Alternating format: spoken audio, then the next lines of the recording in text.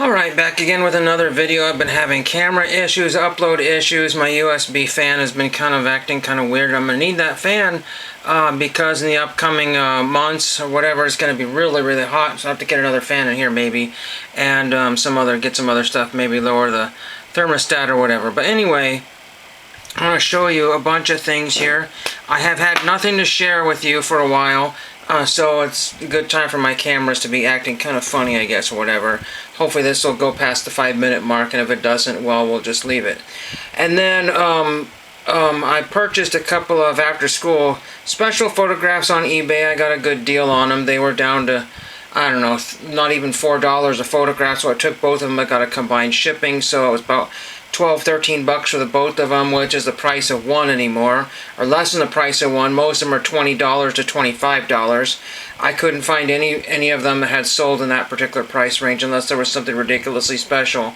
But I guess for every 100 photographs that don't sell at $20 or $25, there's one that sells at that price, so maybe that's worth it for them to do that. The Historic Images and all their different store names that they have throughout eBay and the internet.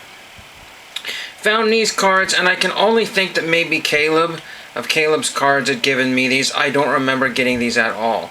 But here is a Leather and Lumber. This is numbered to 149. Either one, yeah, it's 149. And this is Brad Keller, Kansas City. He signed supposedly, I don't know if it's a sticker on the lumber or what it is. It's just like, like a popsicle stick, or those looks like a tongue depressor they cut, and somebody autographed it, and maybe that's what it is. I don't know, but who knows? I don't even remember where that came from. And I got Kenny Stills, and I don't remember Kenny Stills at all. This one here is KS right on there. I don't know that one. I'm not sure what the heck is going on with this one here. Oklahoma College. I found some on COMC, and the numbered ones sell for about the same price as the non-numbered ones. That's kind of unusual, but again, that's the kind of stuff that people are finding in value boxes, I guess. And then I have some offers from eBay for some after-school special photographs. It's about $1 off each, and I might try to take them up on that. The only problem is that you can't usually do an easy combine with photographs, or anything, because it says, sorry, you can't combine because they've already, did multiple discounts on that, and so it's a bug in eBay. It's put on there on purpose. You can't defend eBay. There's no defending eBay for anything. It's their fault, and it messes up the sellers, and basically it causes a lot of sales to not go through. People said, I don't want to mess with this. I'm too nervous to mess with it. I only want to pay this amount of money, and it says it's what I pay, but what if it's not what I pay, sort of thing. And so that's why I've been dithering on these orders for a while. I had X amount of dollars in mind to spend, and so I'm still within that framework if I get those other ones. But if for some reason it doesn't work out and the combining doesn't work, then I'm out a lot of money. Multiple shipping.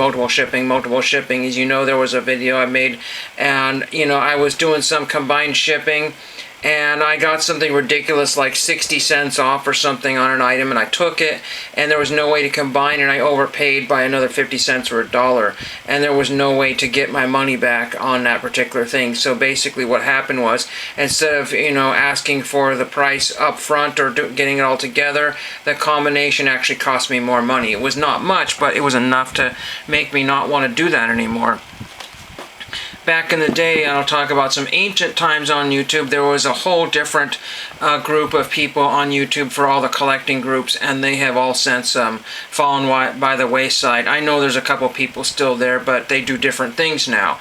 And book collecting was not one of them. People were collecting books, and they would go to thrift stores, and they would go to eBay, and they would go to all these different ends of the earth, get book plates.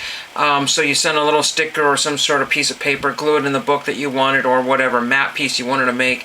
Index cards, that's where people were doing a lot of index cards, and they were cutting them out and gluing them in books and sort of thing, and getting Jimmy Carter's autograph when that was popular. And all of that was going on, and I said, you know what, here's another vantage point, or another kind of thing that no one has ever collected. Have you ever seen a book collecting video on YouTube? I haven't.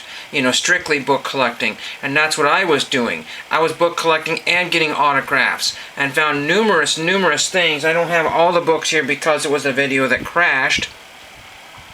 but let me just see if I can find most of the books here. I got in. And I don't got no antidote. I was being blind by you all the time. Oh, antidote. I was being blind by you all the time. Oh, antidote. Antidote. I don't got no antidote. I was being blind and I don't got antidote.